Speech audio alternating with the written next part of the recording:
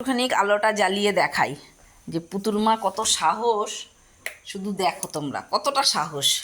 আরে বাবা, ছুঁচোর কথা শুনলেই আমি ভয় পাই। আমার বাবা এসব ভালো লাগে না, আমি ঘরেই শুয়ে থাকবো। শুয়ে থাকো, আমি ছুঁচোকে ভয় পাই, কী করবো? জিপটা কেন এরকম? ধর, আমি নামবই না, আমি এখানেই শুয়ে থাকবো। যা পুতু যা করছে করুক গে, আমি যাবও না, কিছু বলবও না। ভাগ্যিস পুতু ছিল, আমাকে সেফটিতে রাখে। পুতু ছিল বলে আমি ভালো আছি।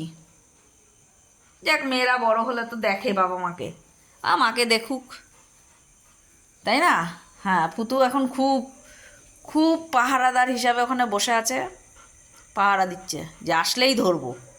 ও আসলে বিড়াল সহ্য করতে পারে না, ছুঁচো সহ্য করতে পারে না। আর আমাদের বাড়িতে এইসবের উৎপাত বেশি।